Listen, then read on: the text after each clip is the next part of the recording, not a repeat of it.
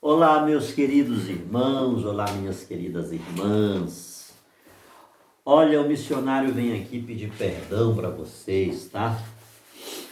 Porque a gente está ausente, não estamos gravando, né, os vídeos, tem muita coisa para a gente ver, sobretudo esses temas, esses cavalos de batalhas que são construídos, que são estabelecidos para denigrir a fé católica, para denigrir o ensinamento da Igreja no curso de seus 2000 anos de história, a Igreja de Jesus.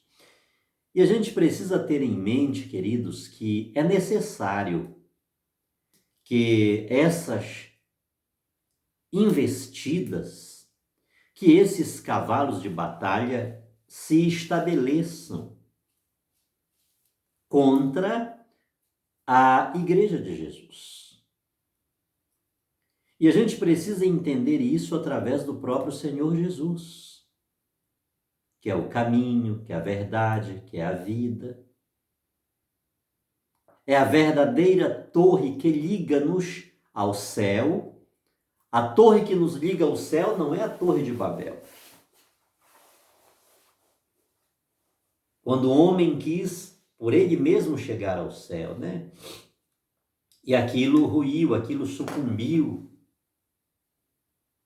Sucumbiu não estruturalmente, né? Mas os construtores, olha aí aquele salmo, se Deus não edificar a cidade, em vão trabalham os que a edificam. Em vão trabalham os que edificam. Então os construtores não conseguiram dar cabo àquilo que propuseram-se. Dispersaram-se. Ou seja, para o homem chegar ao céu, para o ser humano chegar a Deus, ele precisa de Deus. Ele precisa de Deus. E sobretudo quando o homem tenta chegar ao céu, achando que ele é Deus, ele vai construir uma megatorre para lá no seu final construir um trono e assentar-se dizendo que é Deus. Aí que não dá certo mesmo. Então o ser humano ele precisa conscientizar-se que os seus mais altos sonhos e os mínimos sonhos, eles precisam de Deus. O ser humano precisa de Deus.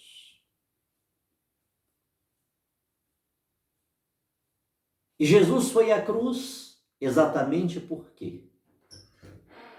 Porque era e é a verdade.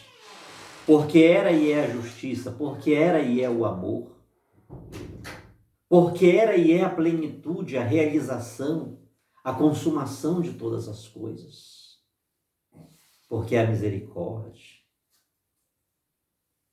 Então, se Cristo é a cabeça da igreja, vamos olhar um pouco ao Antigo Testamento. Quem é Deus? Como Israel viu Deus? Não era o ser supremo, soberano, absoluto? E o que Israel fez a esse ser todo-poderoso, ao seu Deus? Queridos, deixa-me usar um antropomorfismo entre tantos. Deus chorou e não foi pouco. Deus derramou lágrimas de sangue. Jesus, no Getsemane, ele suou sangue, não é isso? Foi isso, mãe?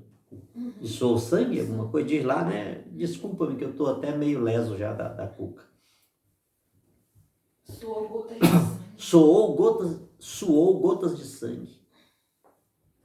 Queridos, esta transpiração de sangue, essas lágrimas de sangue, aquilo que Jesus disse para Pedro, Tiago e João: vocês não puderam velar uma hora sequer comigo. Isso aconteceu com Deus em relação ao seu povo. De outras maneiras, o Antigo Testamento conta isso. O Antigo Testamento conta isso. Quando Jesus diz na cruz: meu Deus, por que me abandonaste? Olha lá o Salmo 22. Jesus está repetindo uma lamentação do Antigo Testamento. Então, o próprio, quem nos fere, queridos, não são as pessoas estranhas, as pessoas próximas.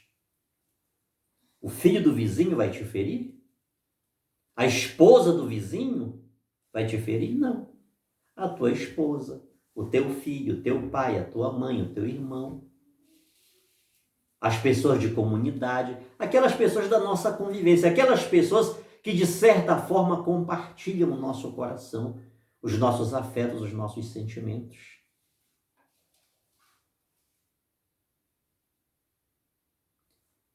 Então, Israel fez Deus derramar lágrimas de sangue. A história de Israel mostra isso. Olha a parábola da vinha do profeta Isaías. Não é mesmo? E isso repetiu-se com Jesus. Em Jesus Cristo, a gente tem um retrato do que o povo fez com Deus no Antigo Testamento.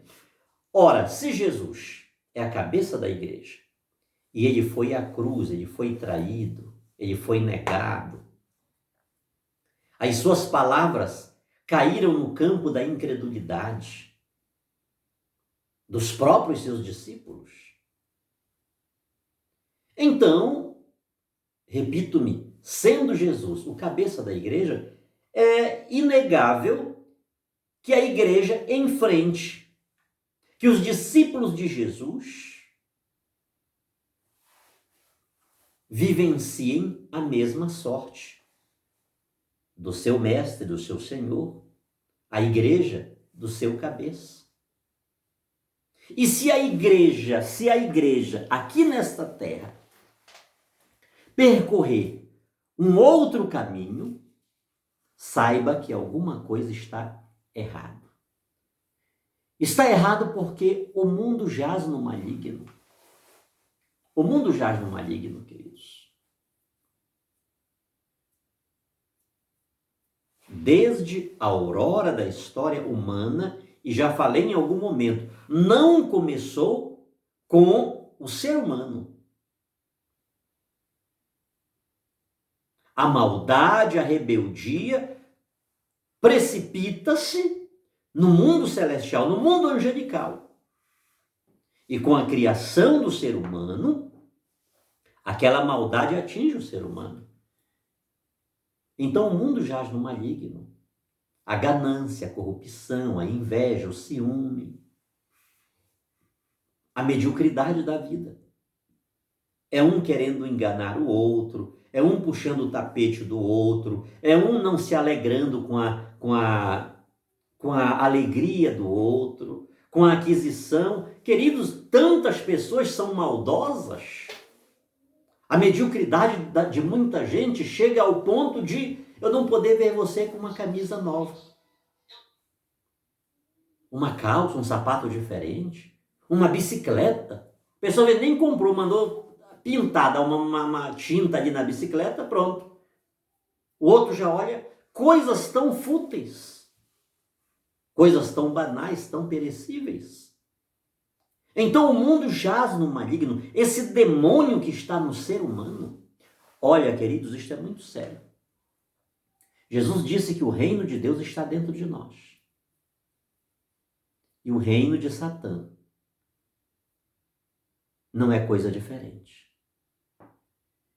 Quantas e quantas pessoas, queridos, parece que só tira de dentro de si a maldade, o prejudicar o próximo, o semelhante. Não consegue rir, não consegue se alegrar com a vitória mínima. Estou falando de coisas simples, simplíssimas. Imagina se a gente vê o nosso irmão lá mesmo por cima. Aí pronto.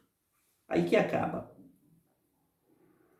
Então, queridos irmãos, é necessário que a gente faça. Eu preciso pedir perdão para vocês por eu ser do jeito que sou. Tá, irmãos? Eu sei que falo coisas pesadas, coisas que... eu estou muito longe de São Paulo. Muitas pessoas me fazem uma comparação tão indevida com São Paulo, né? São Paulo era muito sábio. Ele dizia assim, ó, com leite vos criei, não com comida forte. Porque não podis, e nem menos agora o podeis. Eu não tenho essa habilidade. Ele disse, eu me fiz de tudo, de fraco, de medroso, de forte, e por aí vai. De sábio, para ganhar aqueles que estão dentro dessa categoria. Ele encarnou-se, ele enculturou-se. Então, eu peço perdão a vocês por determinadas frases, determinadas palavras que saem dos meus lábios,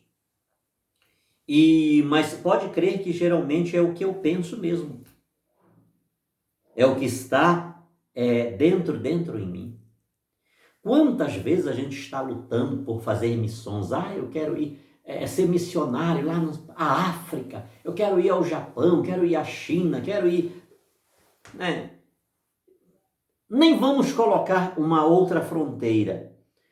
Vamos colocar aqui no nosso Brasil. Quero ir lá para Alagoas, Paraíba, quero ir para Pernambuco, Rio Grande do Sul. Quero sair aqui onde estou para ir ali para outro estado, ao Pará, a Ilha do Marajó. Porque Satanás está destruindo as vidas, as crianças, não sei o quê, não sei o quê. Irmãos, dificilmente nós conseguiremos fazer missão se nós não expulsarmos o diabo, o Satanás que está dentro de nós. Irmãos, isto é sério, mas é sério.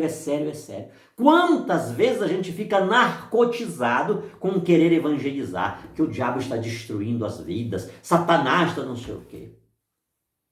Nós temos os olhos para lá e não temos os olhos para nós. Quanto espírito de inveja, isso é demônio, irmãos. De perseguição, de destruição, de arrogância, de prepotência. E isso está estabelecido, tá bom? Em lugares que a gente não imagina, amados. Onde queríamos ver Deus, a santidade, um reino de irmãos, afinal de contas vem de lá para cá, para nós, né?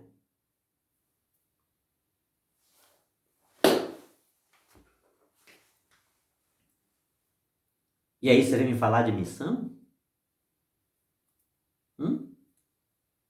É tanta inveja, é tanta porfia, é tanta contenda, é tanta agressividade, é tanta arrogância, queridos. É tanta manipulação, é tanta gente em nome da Bíblia. Não, aqui é a palavra de Deus, e enche a boca que é a palavra de Deus. Manipulando a Bíblia para cometer crimes absurdos, coisas, queridos, que nem entre os pagãos se verifica.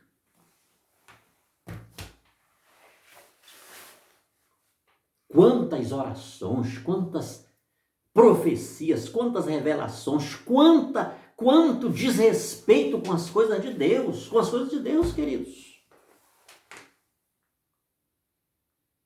O reino de Deus está dentro de vós. Nós podemos achar Deus dentro de nós. O pecado entrou secundariamente.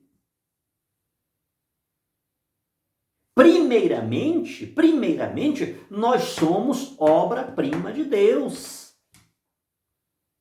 Mas aquele Lúcifer, que transformou-se em Satanás, em anjo das trevas, ele adentrou lá no primeiro casal, no primeiro exemplar humano,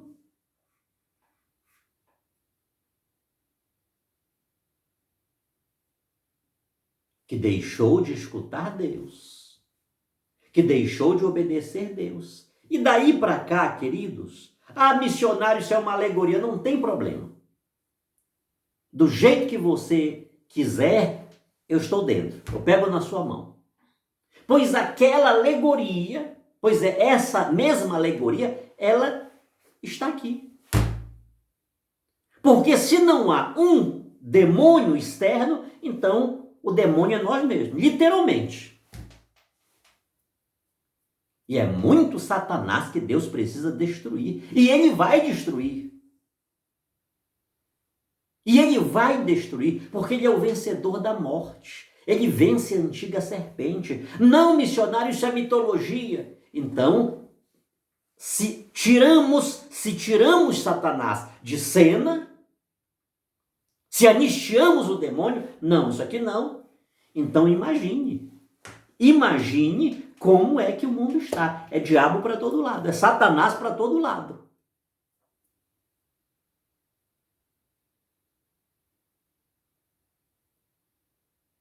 E aqueles que vivem mais tempo nesta terra, embora vivamos neste parêntese de tempo, aí esses têm que ser chamados antiga serpente, porque viveu mais tempo.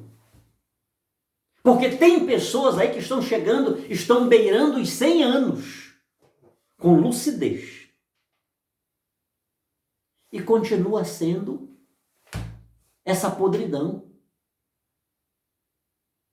Ainda não conseguiu dizer, não sou mais eu a viver. É o Cristo, é o Salmo 115.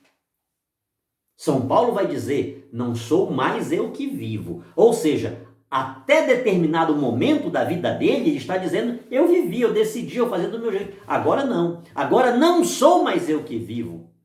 Ele deu um passo, ele subiu os degraus, até dizer isso. E quando ele diz, combati o bom combate, acabei a carreira e guardei a fé, ele está reprisando este não sou mais eu que vivo, mas é Cristo que vive em mim.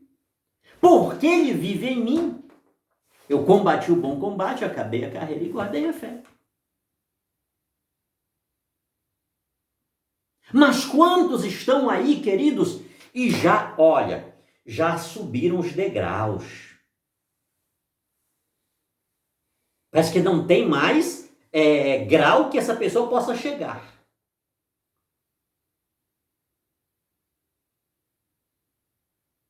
E essa pessoa não consegue dizer. Não é Deus que vive em mim. Não é Cristo que vive em mim, mas é eu que vivo. Ou seja, não a nós, Senhor, não a nós, mas honra o teu nome. Estamos dizendo isso ao contrário. Não a ti, Senhor, mas a minha glória. Não és tu que vive. Eu renuncio a que tu vivas na minha vida. Eu vivo, é eu que vivo, é eu que determino, eu que mando, é do meu jeito, é da minha maneira. Então esse demônio que facilmente é encontrado nas nossas atitudes e durante o dia, queridos. Todos os dias, todas as semanas, meses, anos e por aí vai. É uma repetição. Ele precisa ser expurgado. Antes de pensarmos em missão adjentes aos outros, é preciso que façamos essa missão em nós. O Dom Henrique Soares que falava e fala, que de vez em quando você assiste os vídeos dele, né?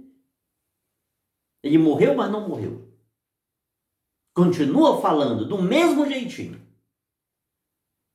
Vocês já viram que isso é interessante, então? O camarada já morreu, mas ele deixou um vídeo gravado, né? E é como se ele não tivesse morrido, ele está falando aqui pra gente. E surte o mesmo efeito. Então ele fala muito isso, da ascese, a disciplina, que nós precisamos ter. Ele pega lá o São João da Cruz, né? Aqueles monges, São Bento e por aí vai.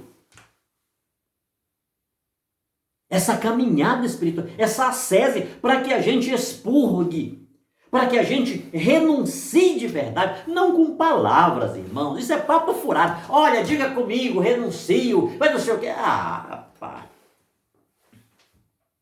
Não é assim, irmãos. Não é adoração de lábios, de palavras.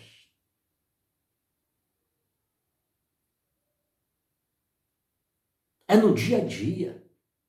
Que a gente precisa se encontrar com o nosso demônio, com o nosso pecado, com a nossa debilidade, com a nossa fraqueza. E sem nenhuma palavra, permitir que a intercessão de Maria Santíssima, permitir que a intercessão de Maria Santíssima mova o Espírito Santo para que ele desperte em nós a necessidade de Cristo, de centralizar Jesus na nossa vida. Mas a gente não quer. A gente não quer a oração do nosso pai, da nossa mãe, das pessoas que rezam por nós. Embora a gente peça oração para todo mundo.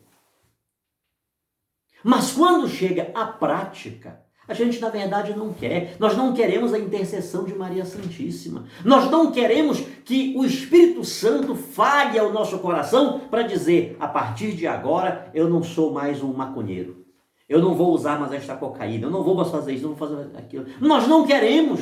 E é por isso que o Espírito Santo, embora ele queira despertar em nós esta necessidade, esta consciência de dizer, esta tomada de consciência, a partir de hoje, essa vida eu estou largando. Eu quero viver diferente. Na verdade, nós não queremos. Nós não queremos escutar esse toque do Espírito Santo que nos move a tomar aquela decisão. Então, antes que pensemos em fazer missões, Satanás está matando, está destruindo, olhemos para nós. Não me confunda não, tá bom, meu irmão? Pelo amor de Deus, eu lhe peço isso. Eu já lhe disse um pouquinho da escola que sou. Dom José Luiz Ascona, este miserável pecador, que precisa da misericórdia de Deus. Eu não sou daquele dizer você precisa se converter, você precisa... Não, é nós precisamos. Eu acho que sou também da escola do Papa Francisco, porque ele fala isso constantemente.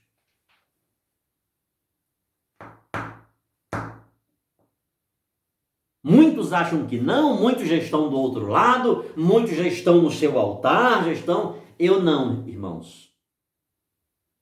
Nós precisamos expurgar de nós esses muitos demônios, através da ascese, através da oração, através da leitura das escrituras sagradas,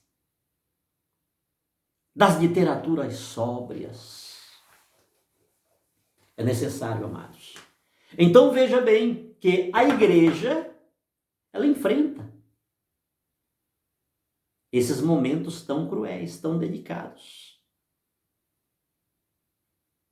É uma luta contra Deus, é uma luta contra Jesus Cristo, é uma luta de Satanás contra a Santíssima Trindade.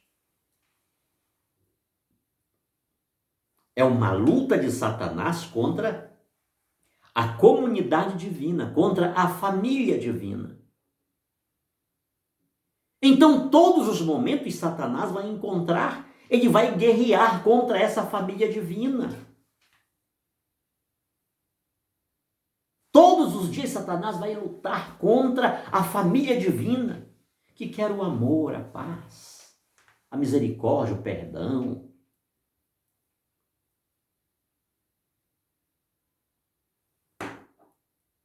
E é necessário que a gente esteja ciente disso, amados.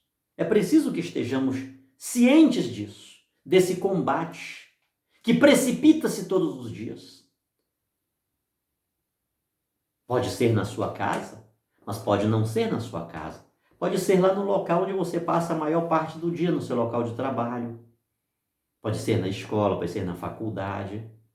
Sempre estamos a enfrentar os desafios que o mundo hostil, daqueles que não buscam encontrar Deus dentro de si, mas que determinam-se não ver Deus na sua vida, que determinam-se dizer: não é Cristo que vive, mas sou eu. Não a Deus a honra, mas a mim. Essas pessoas são agentes de Satanás para destruir a minha, a tua vida. E muitas vezes nós, cristãos, nos tornamos esses agentes de Satanás para destruir as outras pessoas. Não é apenas de lá, queridos. Não é apenas de lá. O que é lamentável, que muitas das vezes parece que os de lá estão até meio narcotizados. E de onde deveria sair o Cristo que vive e transparecer, o Cristo que vive em nós? Sai aquilo que não é possível. Aí São Paulo vai dizer: nem entre os pagãos se verifica coisa semelhante. Então, um dos ataques de Satanás contra a Igreja de Jesus está baseado neste ensinamento bimilenar que a Igreja ensina, da virgindade perpétua de Maria Santíssima. É um ataque ferrenho, é um ataque constante, queridos. Eu sei o que eu dizia contra a Igreja Católica neste particular. Eu sei como eu atacava, eu sei como rechaçava. O que fazia para fazer com que a minha mentira fosse a verdade. E muitos de nós católicos, o que estamos fazendo? Estamos dormindo. Estamos deixando que as coisas continuem como estão e aqueles que assim nos acusam vão se proliferando.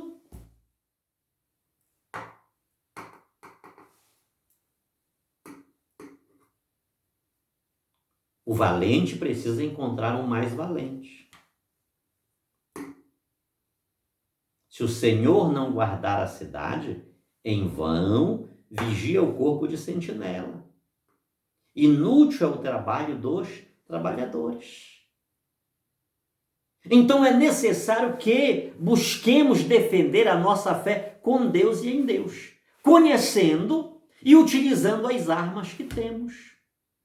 É para brigar? Não. Por que brigar?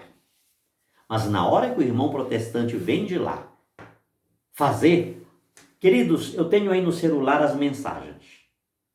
Está com uns 3 dias que eu precisei falar com uma pessoa e essa pessoa me deu o número da pessoa que era para eu falar e não demorou muito, eu consegui falar com essa pessoa e não demorou, ele começou a mandar uma mensagem para mim que eu logo vi: isso aqui é coisa protestante.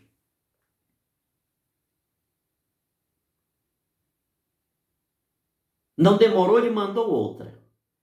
Aí não deu em outra, né? Não poderia dar em outra. Eu tenho aí uns 3 dias de mensagens que eu troquei com ele.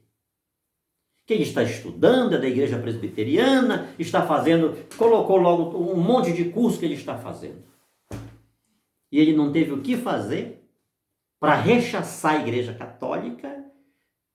Disse que para mim a igreja católica ela é abominável, é cheia de mentiras, de heresias e não sei o que ela não tem respaldo bíblico. Aí, para ele temperar o negócio, ele pega o Êxodo capítulo 20 e veio falar das imagens acusando a igreja católica. E foi exatamente aí que eu peguei ele. E foi tudo que ele vinha falando, são uns 3 dias de conversa. E ele ia falando, não perdeu a linha. Acho que é um milagre que aconteceu. Mas quando ele entrou na questão das imagens, e sobretudo que ele pontuou os versículos de Êxodo capítulo 20, aí eu fui com ele ponto por ponto, ponto por ponto. Está uns 2 dias que ele não me mandou mais nenhuma mensagem.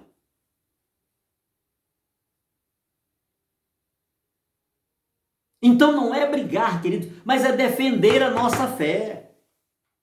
É fazê-lo entender, você não está falando com um trouxa. Com alguém que não conhece a Bíblia.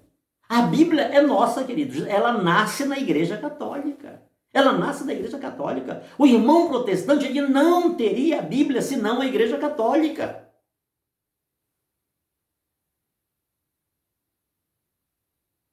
Os irmãos protestantes, eles não seriam protestantes não fosse a Igreja Católica. Eles não usariam os livros do Antigo Testamento como Sagrada Escritura.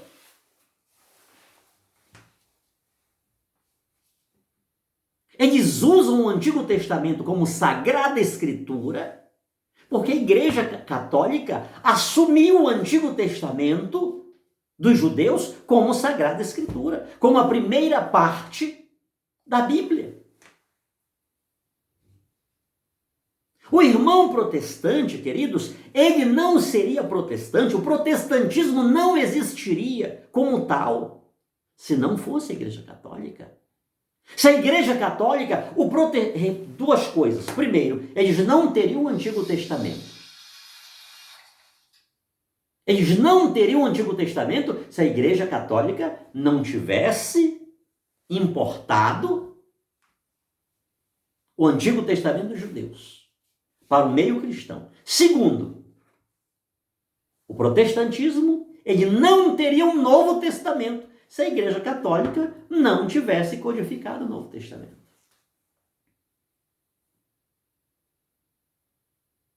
Tanto uma como outra coisa, tanto o Antigo como o Novo Testamento, faz parte da Igreja Católica.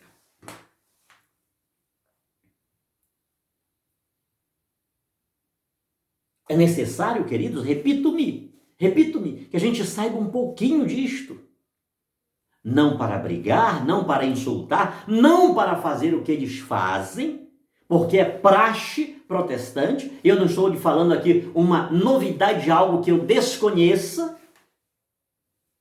Estou falando, compartilhando com você a minha experiência. Então é responsabilidade nossa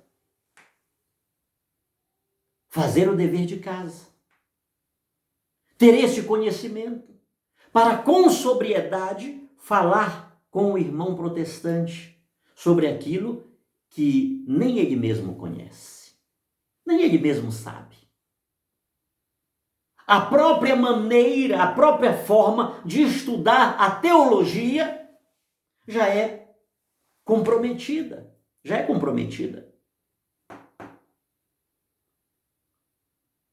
E neste particular, eu não vou entrar muito porque o meu conhecimento não dá para isso. Eu aponto apenas o doutor Scott Hahn e a Kimberly, a esposa dele. E tantos outros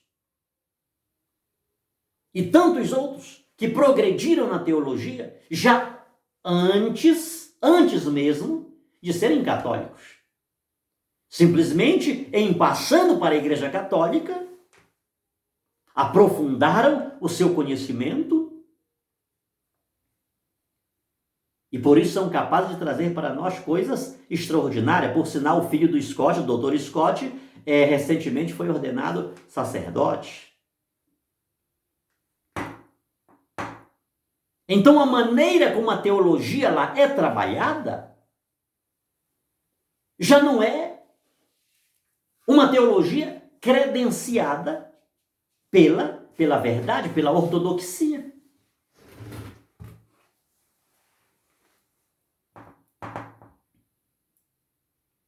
Então, queridos, busquemos saber um pouco disso tudo, desses ataques, para que possamos salvaguardar a nossa fé, salvaguardar a nossa religião.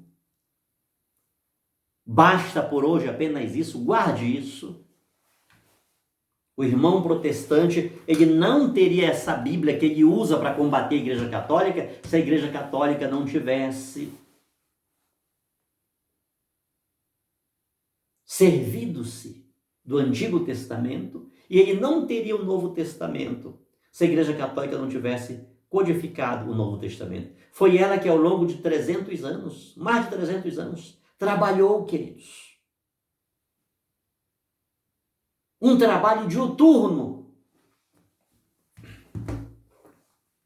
para dizer quais os livros canônicos. Só Apocalipse tinha mais de 200. Só Apocalipse. Já imaginou? A igreja escolheu um apenas. Só um. O Apocalipse de São João. Os evangelhos eram tantos. E a igreja foi lá, apenas 4. É trabalho da igreja. Então, essa Bíblia que o irmão protestante usa para acusar a igreja católica, ele não teria nem, repito-me, nem em formato de Antigo Testamento, como não teria em formato de Novo Testamento. Quando o protestantismo vai existir defendendo a sola escritura, que sola escritura é essa que ele defende? E se a igreja católica não tivesse a Bíblia? Se em 393, no concílio de Hipona, não tivesse definido o cânon das Sagradas Escrituras? O protestantismo, ele teria por base o quê? No século XVI. Você está entendendo, queridos, a incoerência da coisa? Há poucos dias eu falei que quando o irmão protestante acusa-nos, a Igreja Católica, que Maria não é contra a virgindade perpétua de Maria. Ele comete um erro contra a Bíblia. Porque a Bíblia nunca disse. No outro vídeo eu vou falar sobre o princípio genealógico bíblico aplicado para Jesus, para Maria Santíssima. O outro personagem vai ficar para depois. Tá certo? Então, quando ele quer dizer que Maria não foi virgem perpétua, como a Igreja Católica ensina, antes, no parto, depois do parto, porque ele lê aqui a expressão irmãos de Jesus, ele está cometendo um crime contra a Bíblia. Ele está cometendo um crime contra a Bíblia. Segundo, ele está indo contra o princípio protestante, que vai dar quase que no mesmo, mas por um ângulo diferente. Porque o princípio protestante vai dizer, com mais exatidão, o que eu estou dizendo para você, que o primeiro erro dele é um crime contra a Bíblia. Porque o princípio protestante vai dizer, só é verdade de fé aquilo que a Bíblia diz que é.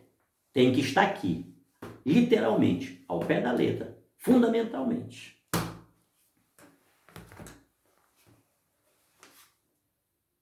Aí que o primeiro princípio é derrogado, é descredenciado, é jogado por terra mesmo. Porque além da Bíblia não dizer, o princípio da sola escritura vai dizer isto. Para ser verdade tem que estar escrito aqui. Me mostre. Como que eles podem, olha a incoerência, como podem fazer uma afirmação dessa?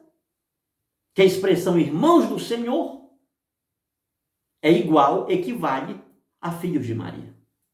Quando o princípio genealógico bíblico em nenhum momento, repito-me, nos 7 textos do Novo Testamento que falam sobre os irmãos de Jesus, nenhum deles relaciona a maternidade de Maria a outros filhos, senão a Jesus. Olha, vamos dormir que eu estou cansado. A missionária está ali, eu estou aqui no quarto, queridos. Como a gente diz aqui, né? Estou só o pau da rabiola. Mas tá bom, vamos em frente. Tá bom, amados? Se Deus quiser, amanhã eu faço mais um vídeo, tendo que sair cedo daqui para pegar ele no serviço, tá bom? Mas vá guardando essas coisas, queridos, porque são importantes. São importantes, importantíssimas para nós.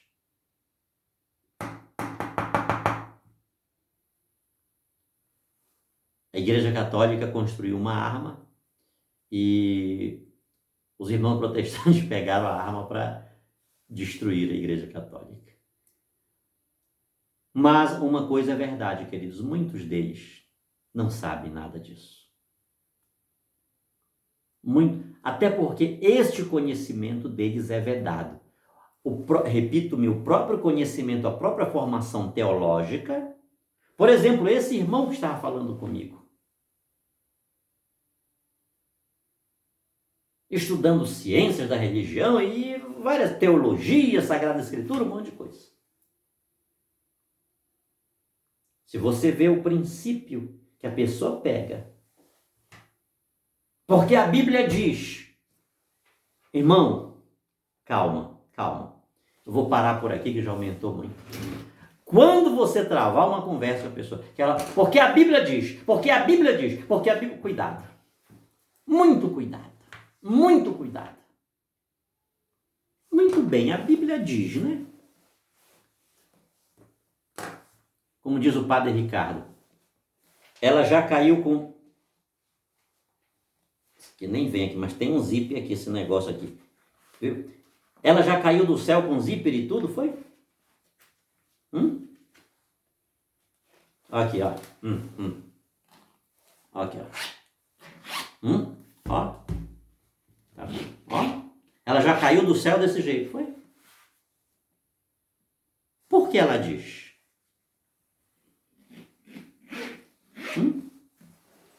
Quem selecionou? Por que você tem ela para dizer?